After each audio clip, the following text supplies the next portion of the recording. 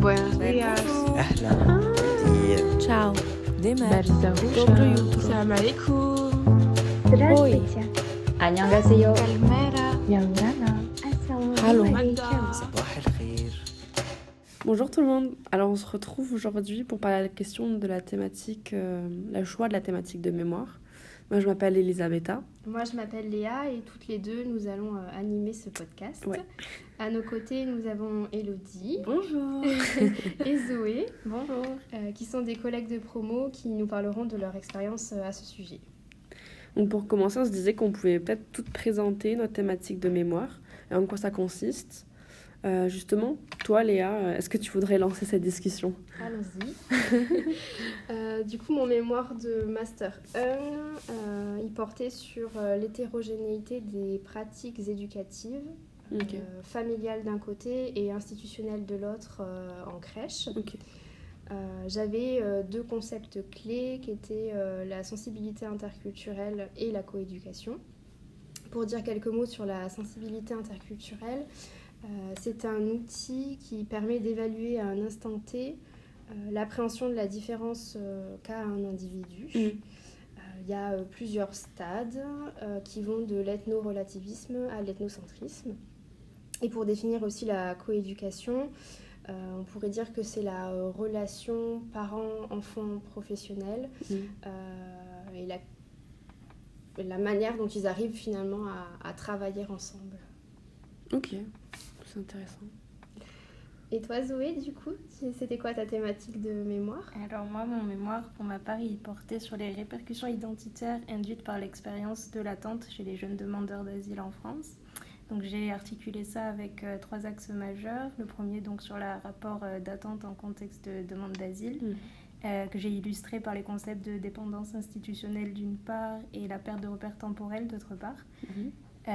Ensuite, le deuxième axe principal, c'était les implications identitaires induites par cette procédure, que j'ai illustré par par le modèle des stratégies identitaires de Carmel Camilleri, qui explique comment l'individu en situation de contact interculturel, notamment migratoire, va chercher à articuler sa fonction pragmatique, c'est-à-dire sa fonction d'adaptation, et sa fonction ontologique, donc tout ce qui est rapport à ses valeurs.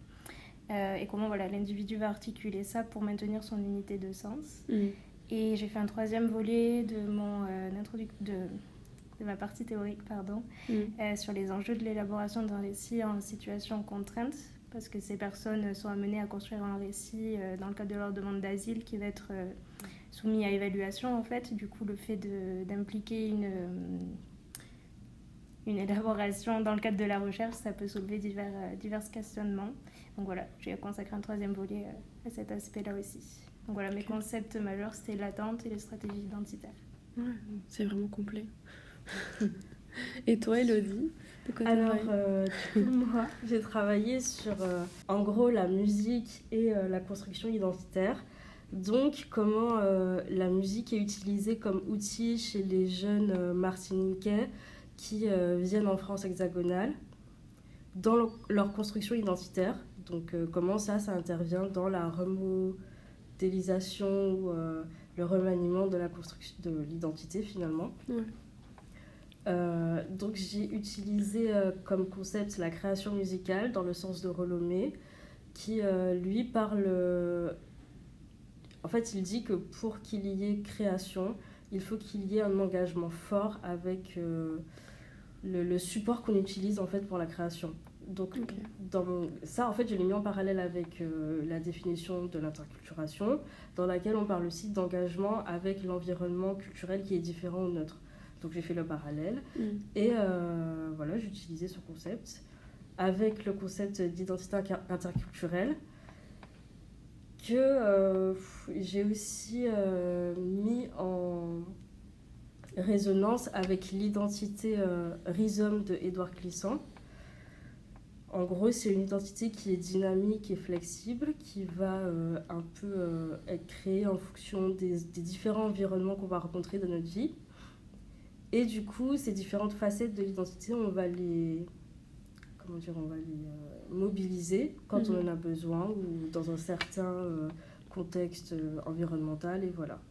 Donc ce concept d'identité rhizome, il vient en opposition à l'identité racine finalement, qui est elle une identité un peu plus stable et immuable, quoi.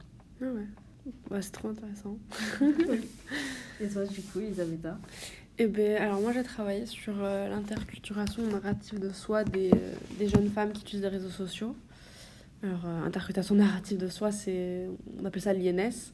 Et en gros, pour l'expliquer rapidement, ça correspond à une architecture psychique, enfin ça correspond à une autre architecture psychique qui serait composée de plusieurs réseaux qui sont culturellement ancrés dans différents environnements. Mais bon, si jamais vous voulez en savoir plus, n'hésitez pas à aller voir les travaux de Julien Tessier. Il y en a plein. Et ça expliquera probablement mieux que moi. Mais je me suis intéressée à ça. Et en fait, je suis partie du postulat que l'utilisation des réseaux sociaux entraînait une transformation psychique. Et que les réseaux sociaux constituaient un contact culturel. Et j'ai voulu observer un peu l'impact des réseaux sociaux sur la structuration psychique des femmes à travers le rapport au corps. Parce qu'il y a plein de manières qu'on peut regarder l'impact des réseaux sociaux. Moi, je me suis seulement focalisée sur vraiment cet aspect corporel. Et voilà. C'est à peu près tout, je pense que j'ai résumé. mais sinon, j'aimerais trop savoir un peu plus pourquoi vous avez choisi vos sujets. Je sais pas qui voudrait commencer peut-être qui voudrait peut-être dire pourquoi ce sujet. Je peux y aller si vous voulez. Vas-y, le dis. Alors, j'étais pas du tout partie sur ce sujet. Vraiment, en L3, j'ai fait mon TER sur les contacts culturels dans le cadre des enfants placés. Donc, j'étais partie du principe qu'il y avait un contact culturel entre les familles. Ah oui. Ouais, ça n'a rien à voir avec pas du ton tout. sujet. Ouais. Et c'est ce que j'avais mis aussi dans ma candidature de master. Ouais. Et je m'étais dit, bon, stratégiquement, je vais travailler avec les enfants. Donc, ça serait bien de faire des mémoires qui sont cohérents dans le temps et de faire un truc sur les enfants adoptés ou un truc comme ça, tu vois. Donc, j'étais partie sur ça et je me suis dit, les profs n'arrêtent pas de nous dire que le M1, c'est l'année où il faut explorer, il faut faire ce qu'on aime. Je me suis dit, Élodie, qu'est-ce que tu aimes dans ta vie? J'aime la musique et j'aime la Martinique. Je me suis dit, pourquoi pas essayer de faire un truc avec. Ouais. On a abouti sur ça, franchement, je suis contente. C'est mon petit bébé, c'est un petit projet. Vraiment c'est comme ça que t'es arrivée à ça, quoi. Ouais.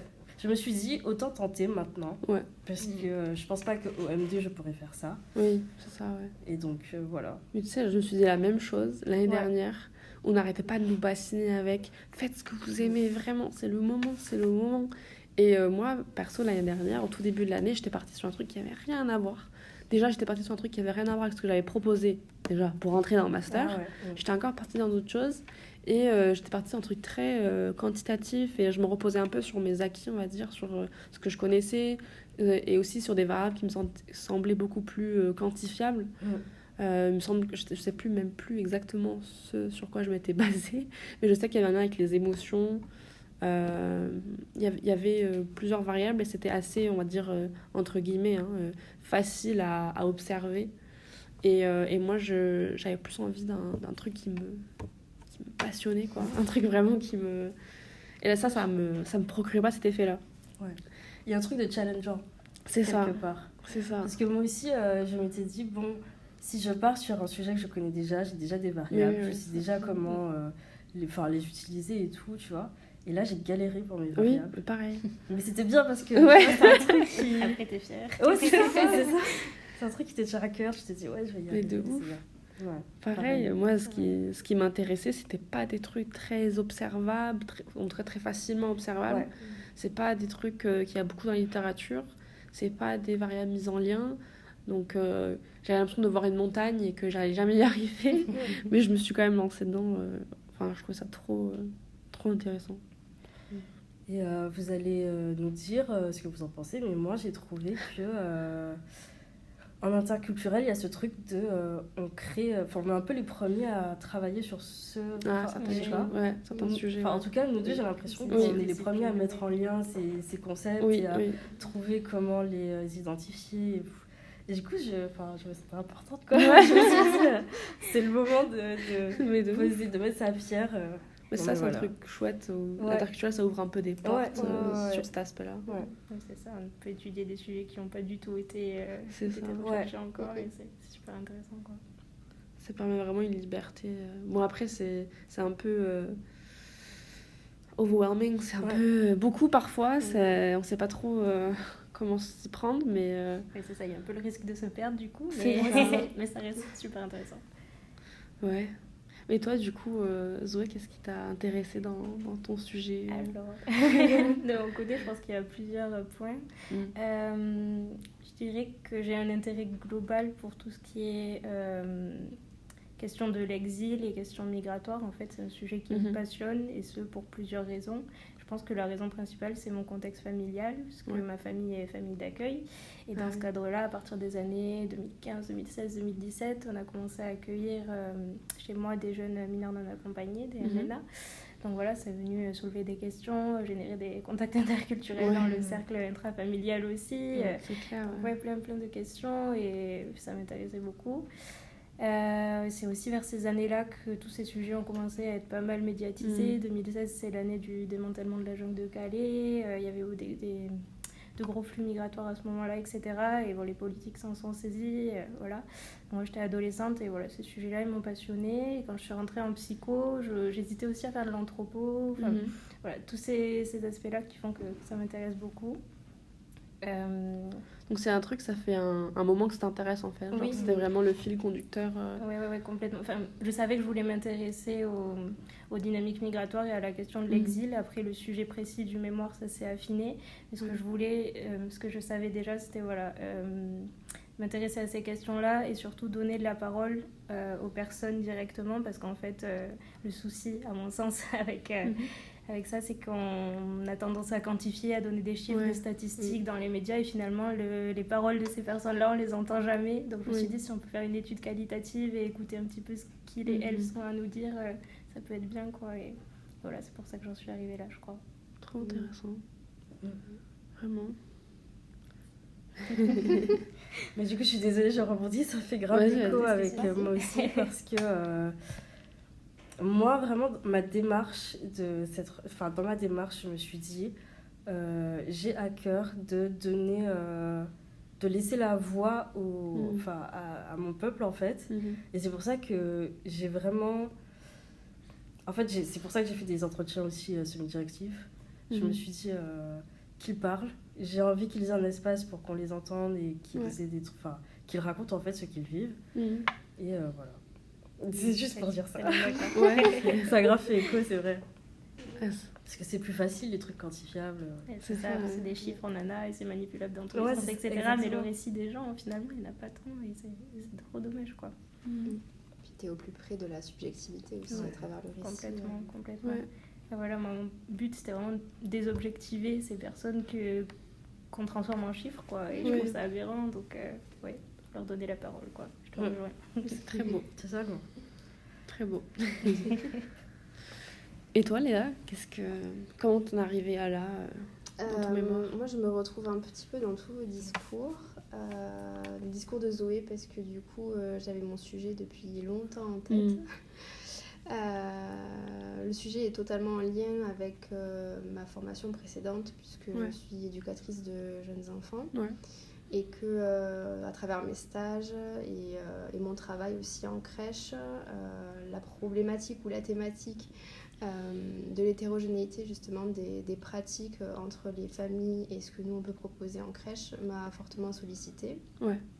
Puisqu'en fait d'un côté on a les professionnels qui ont chacun une formation différente. Dans la petite enfance, il peut y avoir les auxiliaires de puériculture, les infirmières puéricultrices, les CAP petite enfance, maintenant accompagnants éducatifs petite enfance, et les éducateurs de jeunes enfants. on vient tous de formations en contenu et en durée totalement différentes. Ouais. Beaucoup de contacts culturels, professionnels. Je pense que j'aurais pu étudier ça aussi parce que je pense que c'était assez riche. Ouais. Donc chacun a une identité professionnelle. Et en même temps, on se doit aussi, entre guillemets, de faire qu'un. Donc on a par exemple des projets institutionnels qu'on appelle des projets éducatifs et pédagogiques pour lesquels en fait l'équipe se réunit et met en discussion les valeurs de la crèche et justement comment on agit auprès des enfants et des adultes.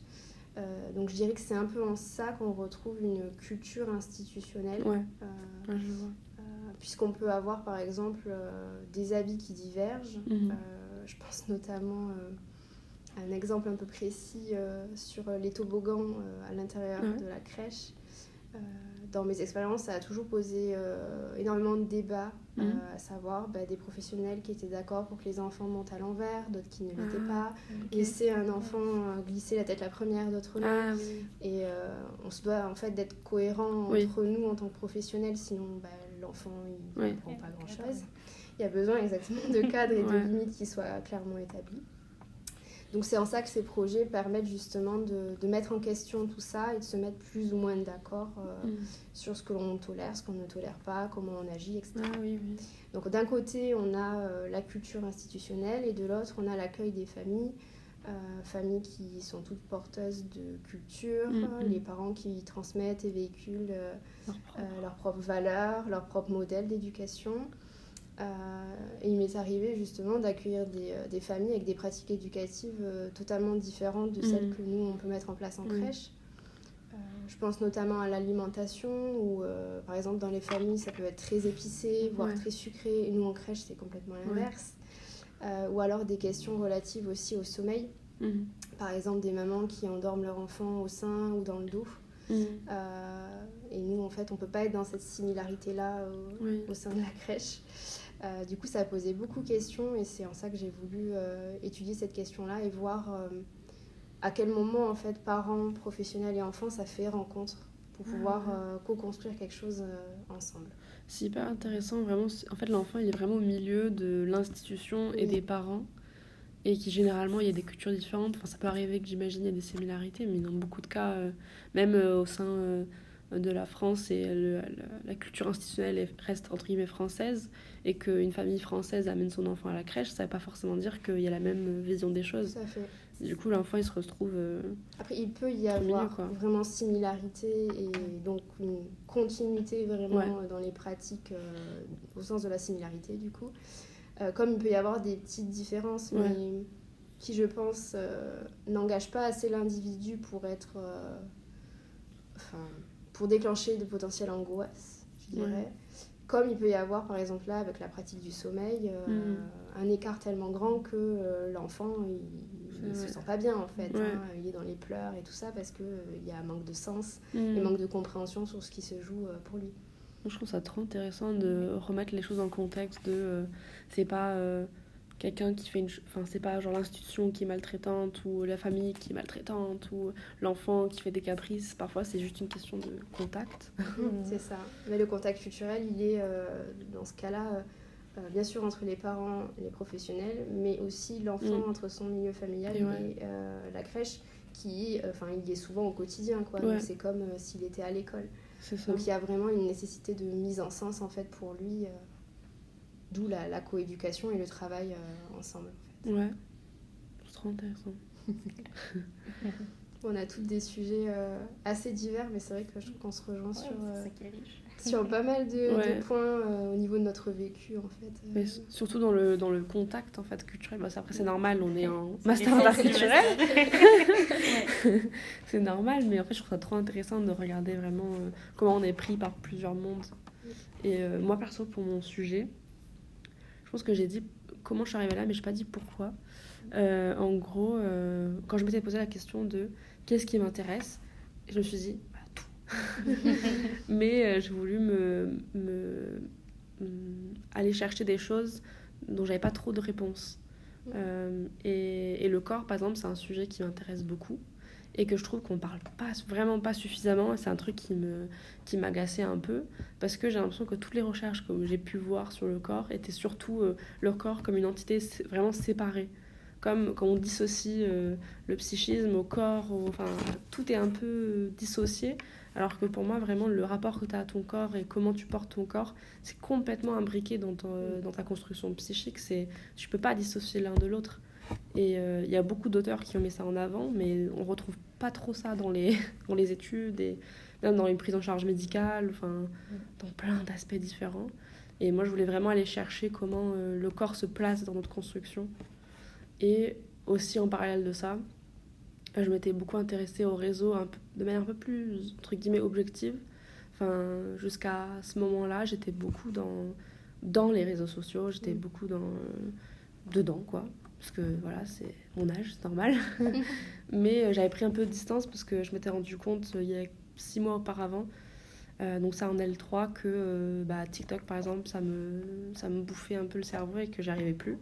Donc j'ai complètement coupé ça, j'ai désinstallé, j'ai plus jamais retouché. Et au fur et à mesure du temps, j'ai commencé à me poser plein de questions sur l'impact que ça avait sur nous, qu'est-ce que ça nous apportait aussi, pas que dans le négatif ou le positif vraiment, mais en général, quelle place ça a dans notre vie. Et je n'avais aussi marre qu'on parle que des choses négatives des réseaux. Même si de base, c'est vrai que j'ai eu une mauvaise expérience, mais pas que, en fait, ça m'apportait vraiment énormément de choses. Et je voulais un peu regarder ça de manière juste, entre guillemets. Et pas, entre guillemets, en mode boomer, les réseaux, c'est pas bien. Ou alors, au contraire, les réseaux, c'est super. Je voulais vraiment voir un peu de quelle place ça peut avoir. Mais ouais, c'est pas forcément mis en lien, donc c'était un peu compliqué. Ouais. Mais j'ai essayé. Voilà. Tu l'as fait. J'ai fait. Et c'est trop intéressant. C'est clair. Vraiment, je trouve que quand on se plonge dans un sujet qui nous intéresse toutes, c'est vraiment... c'est la meilleure partie, se plonger dans un peu le pourquoi, etc. C'est l'engagement, en fait, et l'intérêt qu'on a dans le sujet. Mais ouais. Je sais pas si vous avez d'autres choses à dire de comment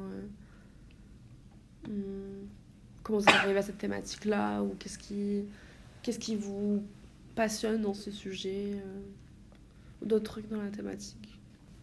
Oui, si je peux rajouter peut-être quelque chose par rapport à l'engagement dans le sujet, si au bout d'un moment, parce que vous avez un petit peu la tête dans le guidon, vous en avez marre, etc., ce serait de continuer à vous mobiliser sur votre sujet par des supports variés, en fait, pas seulement des textes théoriques, des livres, etc., mais pas hésiter à aussi regarder des films, à lire des romans, à sortir, à en discuter, pour vraiment garder un intérêt et faire que ça fasse sens pour vous, parce que je pense que c'est vraiment ce qui permet de garder le fil rouge cette année de rédaction du mémoire et de garder l'envie.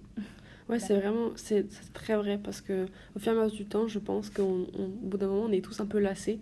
Au début, on part hyper enthousiaste et passionné et à fond, et après, on se fait un peu happer déjà par le temps, par la fatigue, par toutes les choses qu'on cumule, parce qu'il y a le stage, il y a les partiels, il y a plein de choses. Et aussi, au fur et à mesure que tu lis la même chose en boucle, t'en peux plus. Moi, je pouvais plus me voir mon mémoire à la fin. En fait. Ouais. Moi, je sais que j'ai eu cette difficulté-là d'être trop en dedans, et de pas avoir assez de prise de recul nécessaire, en fait. C'est vrai, en plus, on avait parlé l'année dernière, tu me disais prends du recul et tout. J'ai dit ouais, j'arrive pas. Ouais, on est trop en dedans, en fait. Mais c'est pas évident quand on est vraiment plongé dedans, mais des fois, c'est vraiment nécessaire parce qu'on se rend pas compte, et des fois, on peut prendre une direction qui bifurque sans s'en rendre compte parce qu'on est trop plongé dedans. Donc des fois, c'est pas grave de lâcher pendant 1, 2, 3 semaines et ne rien faire, entre guillemets, et s'ouvrir sur autre chose et avoir d'autres idées en revenant, etc. Et aller à son rythme, s'écouter tant que c'est possible.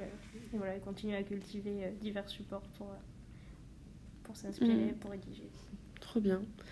Et bien, sur ces belles paroles, je pense qu'on conclure. On peut s'arrêter là si ça vous va.